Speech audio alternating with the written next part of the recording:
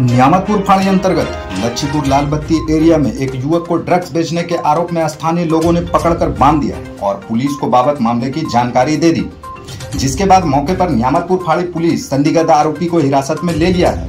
संदिग्ध आरोपी ने बताया है कि आसनसोल, मनोज, रेल फाटक, सकतोड़िया, चीनाकोड़ी जैसे इलाके से वह ड्रग्स लेकर नशा करता था। वहीं स्थानीय लोगों का आरोप है कि लालबत्ती इलाके में भी ड्रग बहुत तेजी से यहां के युवाओं को बर्बाद कर रहा है। पुलिस प्रशासन चाहे तो इस पर पूरे शिल्पांचल से ड्रग्स जैसे धंधों को समाप्त कर युवाओं को बचा सकती है। वहीं इस मामले में स्थानीय समाज सेवी व तृणमूल नेता बच्चू राय ने इस पर अपनी चिंता व्यक्त किया है। आइए पूरी खबर को देखते हैं CFM न्यूज में। घटना हम माल खाई खाওয়ার জন্য খুলে মাল নিয়ে এসেছি। ওই মালটা আমার কাছে দেখি বলছি মাল ব্যবসা করি বলে এসে এখন এই ধরনের এসে দেখেছি। কি বটে মালটা আমরা ড্রাগস ওইটা খাই। এই যে আমার হাতে আছে যে লিস্টটা এটা ড্রাগস এটা খান। কোথা থেকে পেয়েছেন এটা? এটা আমরা কখনো বড়াকার থেকে নিয়ে আসি, কখনো আসানসোল হাটবাজার থেকে নিয়ে আসি, মনোজ থেকে নিয়ে আসি। যখন যেখানে পাই তখন নিয়ে আসা হয়। কোন কোন জায়গা? আসানসোল, হাটবাজার, বড়াকার, তো স্বর্ণ বলে একটা ছেলে আছে ওর কাছ থেকে, বাবু বলে একটা ছেলে আছে মনোজের কাছ থেকে। যখন যেখানে পাই সেখানে নিয়ে আসি। এখানে কি ড্রাগস পাওয়া যায় না? এখানে পাওয়া যায় না, বুকিং নিয়ে আসতে হয় ওদিক থেকে, বাইরে থেকে। আচ্ছা, বাইরে থেকে নিয়ে এসে আপনি কি এখানে বিক্রি করেন? না, এটা খাওয়ার জন্য নিয়ে আসতে হবে। সকাল থেকে খাইনি, এখন খাওয়া বলে নিয়ে আসছি। যে ধরে আমার এই অবস্থা। আপনি বাইরে থেকে কিনে আনছেন আর এখানে কেন খাবেন?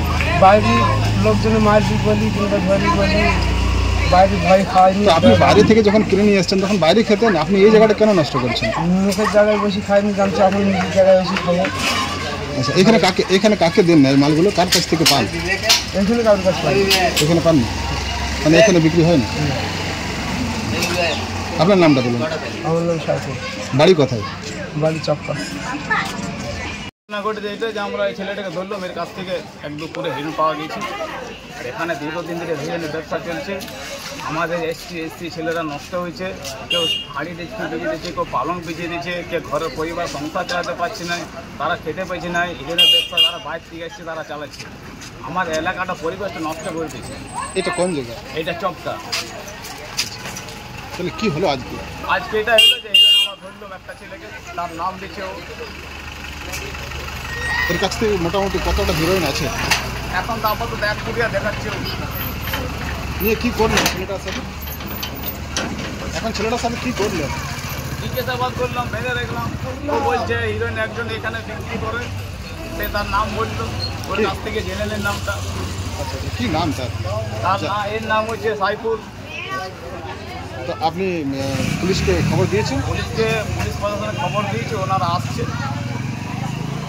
তো কি বলবেন এইভাবে যে দিনের পর দিন এই ব্যবসা চলছে, অসাধু একটা ব্যবসা? আমরা তো চাইছি দিনের পর দিন এই ব্যবসা যাতে বন্ধ হয়ে যায়। এই ব্যবসা বন্ধ হলে আমাদের এসটি ছেলেরা মানে এই নরক থেকে বাঁচবে।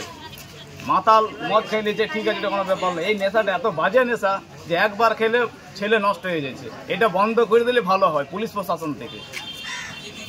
এর আগে আপনারা পুলিশ প্রশাসনকে জানিয়েছি, তারা ধরেও নিয়ে গেছে, আবার ছেড়ে দিচ্ছে। এই তো চলছে পরিবেশ। এখানে হিরোইনের ব্যবসা চলছে, বন্ধ করছে, আবার চালু করছে, আবার বন্ধ করছে, আবার চালু করছে। কি নাম আপনার? আমার নাম খোকন বাউরি।